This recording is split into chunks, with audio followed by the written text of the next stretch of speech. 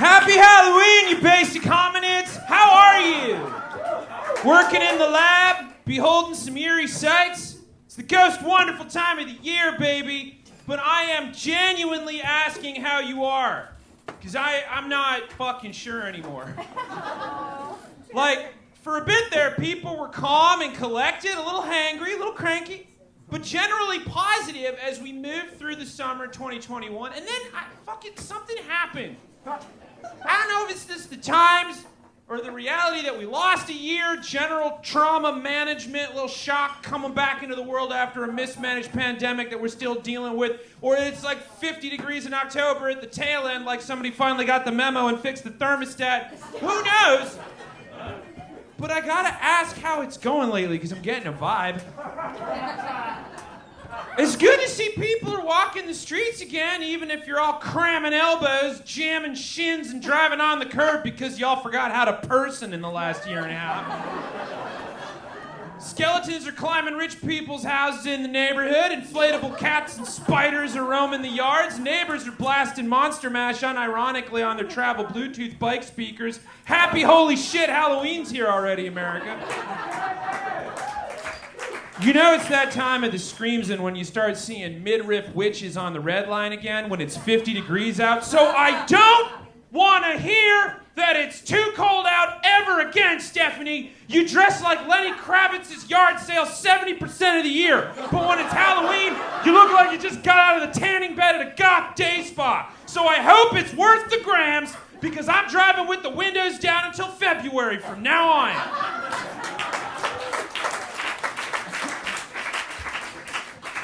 And all the dive bars have ghosts out or bats in the windows screaming the specials. I've noticed a lack of pumpkin spice related pics on the socials, but that because of the Dune premiere. That's a very specific joke. And no matter what Denis Villeneuve thinks, 45% of you are just never gonna get it. But you are gathering again in costume, which I am thankful for because we did not get to celebrate Halloween on a Saturday last year, which was just the perfect kick in the dick from the universe. Luckily, it's on a Sunday, so it'll be more of a horror brunch, but that's good use of Bloody Marys, but I'm still just getting a vibe. I mean, I know. It's a time of change. Change is hard. The human brain loves itself patterns. That goes back to the beginning of the beginnings because things were wild and wanted to eat you and nobody had GPS yet. But after centuries of switching it up, you'd think the human race would get used to rebranding sessions, but you haven't, and that's okay. It's natural. New house, takes a bit to nest. New jeans, gotta stretch them out. Some of y'all even gotten on TikTok because you don't want to deal with another app, and that's fucking bullshit. Because the second a new Candy Crush comes out, or Word Smash, or whatever the hell you're jamming on, you're the first to download it and send game invites like it's 2015. And it's not that you don't want to download another app. That takes zero effort. In fact, it takes more to ignore it. It's change. You don't want to learn a new thing. Get into the latest. Don't believe me? There are currently 1,650 shows on Hulu and 2,500 movies. But how often did you rewatch Parks and Rec in the last month? Don't lie. We can see your browser history. I get it. Change is uncomfortable. It's a jolt from the old electrodes. And it will rise suddenly from the slab to give your eyes a big surprise. It's jarring. Unless you're Mark Zuckerberg. The globe's favorite native human-robot hybrid son took to the cyberwaves to announce Thursday, October 28th, that Facebook's parent company, Facebook, is rebranding himself, which I'm sure is shocking anyone over the age of 30 still clinging to the comments section, but that's just because change is scary, so hold on tight, we're going to keep going. Mark Zuckerberg seems energized in his announcement tweet vid demo that he dropped where he pretends to have a normal human interaction via the new virtual interface, or at least the Ready Player One-esque future CGI Pixar cartoon presentation that he did, where he falls into VR, meets some old friends in all their avatar state, and they show off what I assume is the new social media and what it's going to look like. Meta is the new brand. Who wooed that?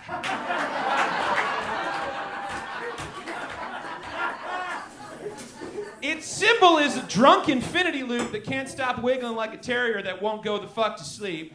The metaverse is the new interface, which looks like it's a Frankenstein of Facebook and the Oculus system, which Facebook owns. And in the video, Zuckerberg chooses his avatar, which looks like a CGI version of him, and yet somehow more lifelike. It's very meta indeed.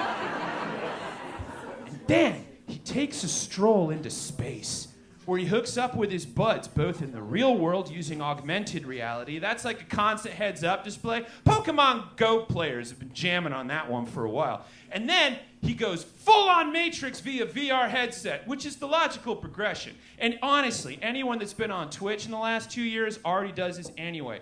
Proving my point that we are all just beta testers for the next interface. So just download the app already and quit pretending you want to live in the mountains. You don't. It's dirty, there's bears, and you spent an entire evolutionary track to get the fuck away from it.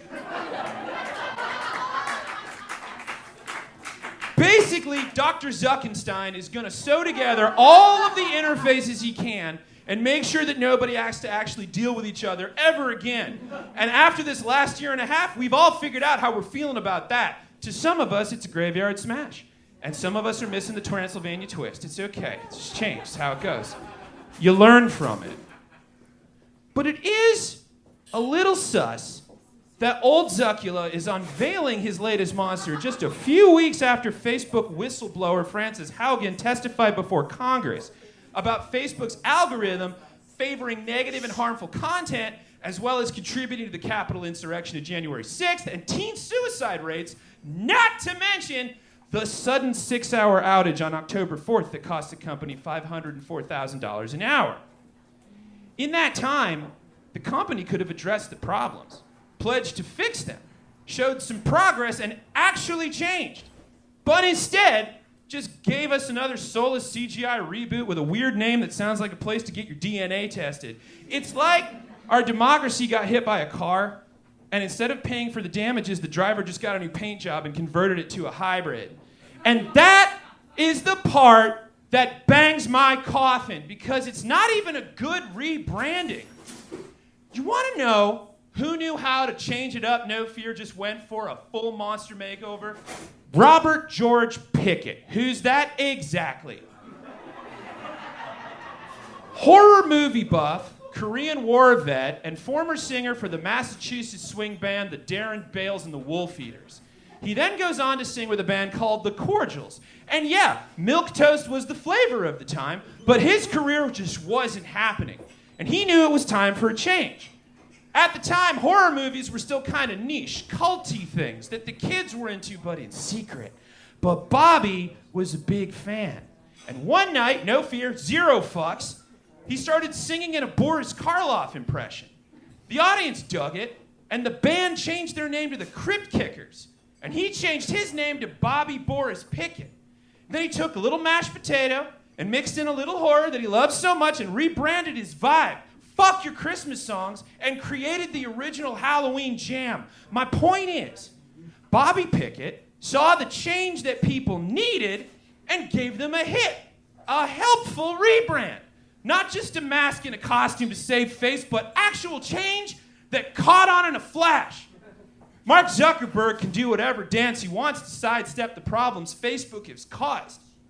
But it is no monster mash. Happy Halloween.